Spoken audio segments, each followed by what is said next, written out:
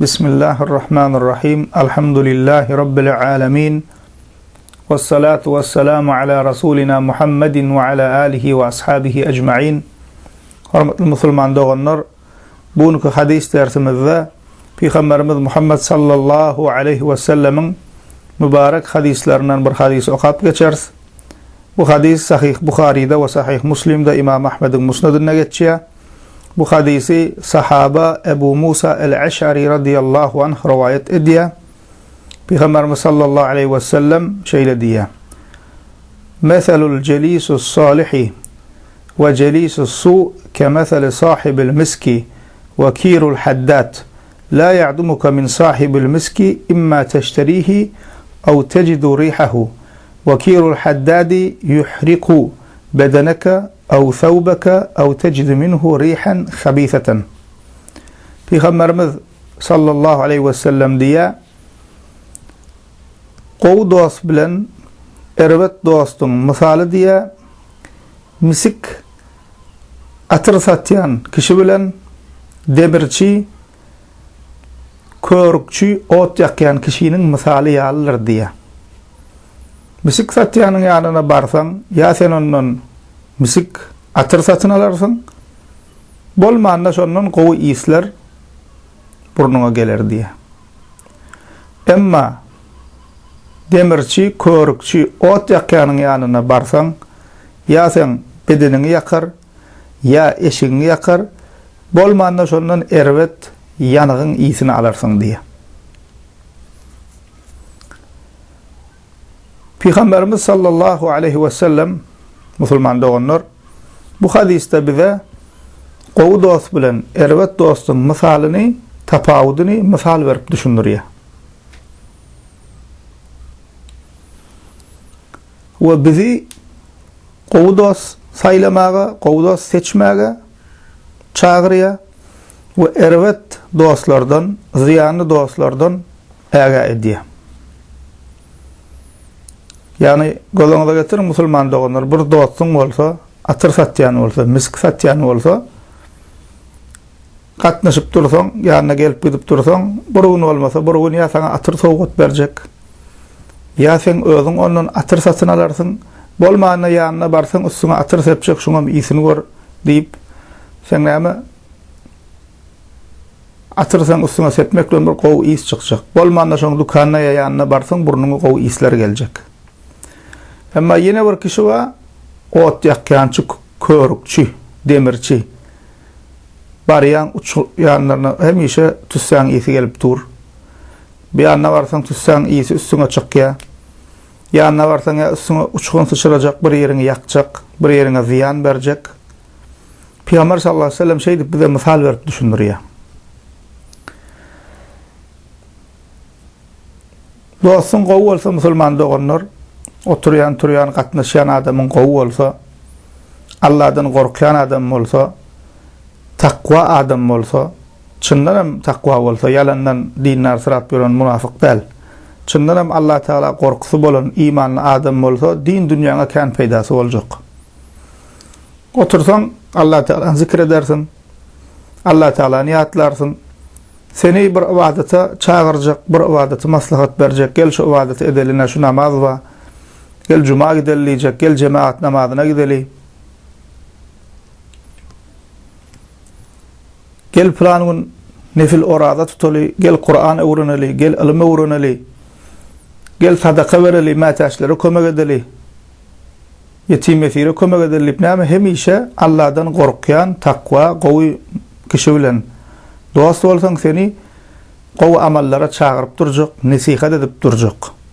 O edil şonun ýalak musulman doganlar dünýäwi taýdynam saňa elinden gelse peýda getirjek.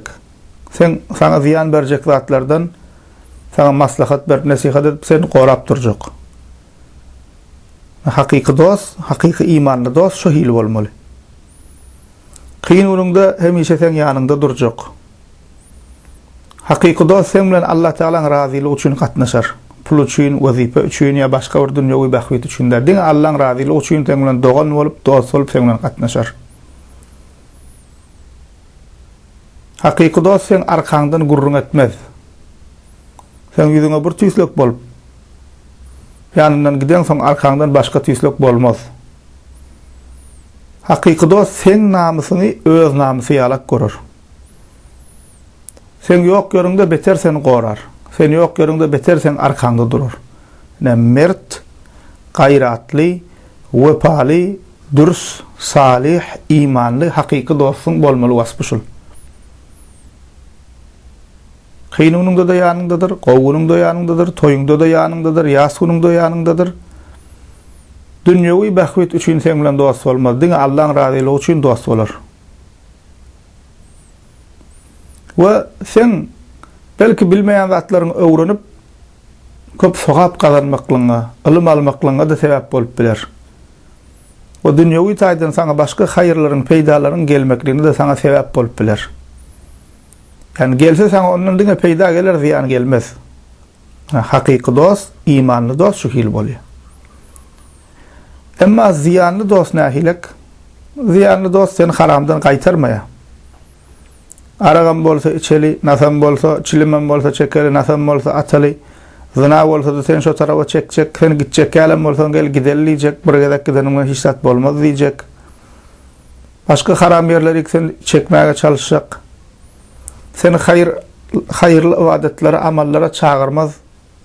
Beter sen onu çağırsan ay yok, soň diýerin, tek ýaş diýer, keyip çekmeliler, bir zat diýer, sen haramlyga çekjek bolar. Ne bu ziyanly dost. O ýene de ol ziyanly dostlardan sen ýüzüňe bir tüýslek bolar, arkaňdan başga tüýslek. Bir wepadyr. Wepalyk ýokdur, emma imanly, takwaly, hakyky dostlar wepalylar, hemişe ýanyndadyr. Emma tersi bir wepalar nähile puluň bolsa ýanyndadyr, wazipaň bolsa ýanyndadyr, işi düşse ýanyndadyr, gowunyňda ýanyndadyr. Emma sen başyňa bir kynçylyk gelse, bir darýagda düşseň, elindäki malyň mülküň ýitirseň, derrew saňa näme? Arkasyna urup gider. Ya sen arkaňdan gurrun eder.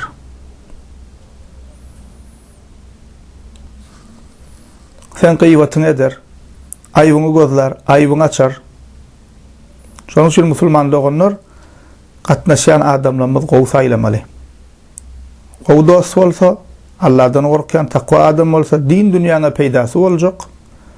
Hatta wepaly dostlar sen dünýäden gaýdan soňam ölseňem, sen ýygyňda, sen haýyrda ýatlap, sen awraýyň gorak gezýär. Emma bir gayrat, bir wepa, bir takwa dostlar sen tekdirken sen arkaňdan aýbyňy açyp sen maskaralaljak bolýar. Şonuň üçin musulman dogonlar kimlen gatnaşýanymyza gaty gowy seredeliň. Sen diýerler sen maňa dostuň kimdigini aýt, men sana sen kimdigini aýdaýyn diýe. Sen gowy adam bilen gatnaşsaň, özüň imanly adam bolsaň, durus adam bolsaň, wujdanly adam bolsaň, şoň gowlugyndan täsirlenýän. Gowlugynyň sana täsiri bar. Emma erwet adam bilen gatnaşsaň, imanyň hem zaýyf bolsa, şoň erwetliginden täsirlenýän. Hususan musulmanlar şuň kunna käbir kişiler gowy diýmän, erwet diýmän, saýgarman her kimi dost tutunup öýde getirýär, ojagyna getirýär. Şu da ýalňyçlyk musulmanlygynyň. Her kimi öýüňe getirilmeýär, her kimi öýüňe çağırylmaýar. Hususan öýde maşgalaly bolsaň, gyýjygyň, gyýzdoganyň bar bolsa, öý sen mähremiň. Her kimi öýe getirilmeýär dost diýip. Saýlap, takwa gördüňmi, mert gördüňmi, durs gördüň adamlar dost tutunmaly, şolar bilen bir ýerde oturup durmaly. Emma her kimi dost diýip, iki gün dost bolýan diýip, gün öýüňe getirmeli däl, gatnaşyp ojagyna salmaly däl musulmanlygyny, gapyňdan salmaly däl. Näçe kişiler bar, dogry ýola gelmekligine, namaza başlamaklygyna, aragyn çilimini taşlamaklygyna, başga haramlyklaryny taşlamaklygyna kim sebäp boldy? Gowy dostlary. Gowy adamlar bilen dost boldular, gowy muslimler bilen dost boldular, gatnaşdylar. Şolar şoň näme toba gelmegine, haýyrly ýola gelmegine sebäp boldy. Emma ýene şeýle erwet dostlar bar, dogry ýola gezip boranlarym dogry ýoldan çykardylar. Dostun saýlamady, hiç sat bolmazlay diýdi, ol öz ýolu bilen, men öz ýolum bilen gatnaşybereýin, bolubereýin bile diýip, iň soňunda näme? Namazlyka şol haramhor insanyň ýerine düşüp, iman ejidlap, namazyny taşlady, başga haram işlere de bulaşyp gitdi. Näçe kişileriň söwdalarynyň ýanyp batyp gitmegine elbet dostlar sebäp boldy. Pulu var kayanına gelip dosturap, harjattyryp, keyip çekeli, şeydeli, beydeli batırıp gittiler. Näçe kişilerin zınnanlara düşmekligine, içip çekip cinayet işlere bulaşmaklygyna şol elbet dostlar sebäp boldy. Näçe kişiň agzynyň hapalanyp, başka narkotik serişdelere ya bolmasa arakazada başlamagyna ýene näme şol elbet dostlar, gatnaşan elbet adamlar sebäp boldy. Yani ömürlerini yaktılar, ahiretine ziyan berdiler, dünyasına ziyan berdiler. Şunun için Müslüman doğanlar yu koyurukluk etmeli, qoğuz aylamalı. İssanakka şagal bilen duası olanından yekece qurt bilen, möjök bilen duası ol. Mert adam bilen, ederman adam bilen, gayratlı adam bilen, takvalı adam bilen, Allah'dan korkayan adam bilen, Allah Resul diýdi diýsen elini galdyryp duran, harama gezek galanny elini galdyryp duran, haram bolsa biz bolmars, haramyň bar ýerine biz görünmers diýen. Saňa çyn ýürekden dostluk edýän, çyn ýürekden saňa wepaly bolan, sen öz dogany görýän, kynanyňda ýanynda durýan. Her wagt sen bilen bir bolşuny saklap, sen ýokkan, sen arkaňda hem sen awraýyň goraýan. Kişileriň musulman doganlar dost tutunmaly. Ve dost tutulmak meselesinde ve nahil dost olmalı, nahil doğan olmalı diyen meselede Müslüman doğanlar bizim görellerimiz sahabalar. Allah hemmetinden razı olsun. Sahabalar hakkı bilen Allah Teala iman ettiler ve Allah Teala onlardan razı oldu.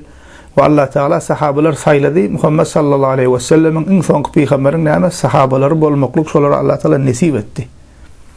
Ve hakiki doğanlığın, hakiki dostluğun görüllüsünü şolar bile görkezip gitti. Biri üçün sahabalar canını verýärdi. Biri üçün canını verýärdi. Şeýle sahabalar birini goraýardy, biriniň namysyny öz namysy ýalak görýärdiler. Biriniň malyny şeýle bir goraýardylar, öz maly ýalak goraýardy. Sahabalaryň şeýle doganlygy berkdi musulmanlar bir gysym sahaba ullukan kafir goşunyň içine girip dargadyp çykýardy. Kulun çıkarıp çıkıyordu. Ne için? Doğanlıkları bek. Allah olan imanları güçlü. Hıyanatları yok. Biyoparlıkları yok. Ölümüne gidiyordular giden yerlerine. Ne Müslümanlar onlar? Bizim hem doğanlığımız, dostluğumuz sahabaya alak olmalı. Doğanlığımızın, dostluğumuzun esası Müslümanlar onlar iman esasında olmalı. Allah Teala'nın razılığı esasında olmalı. Dünyavi bakıydı için, pul için değil.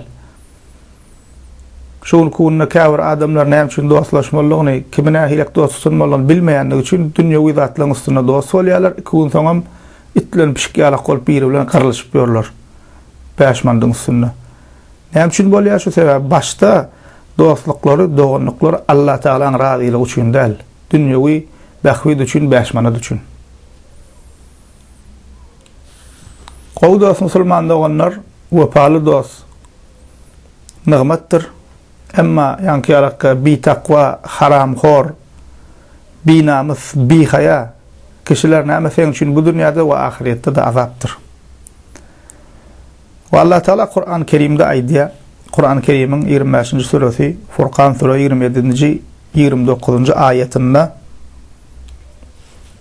يَوْمَ يَعُضُّ الظَّالِمُ عَلَى يَدَيْهِ يَقُولُ يَا لَيْتَنِ اتَّخَذْتُ مَعَ الرَّسُولِ سَبِيلًا يَا وَيْلَتَى لَيْتَنِي لَمْ أَتَّخِذْ فُلَانًا خَلِيلًا لَقَدْ أَضَلَّنِي عَنِ الذِّكْرِ بَعْدَ إِذْ جَاءَنِي وَكَانَ الشَّيْطَانُ لِلْإِنْسَانِ خَذُولًا.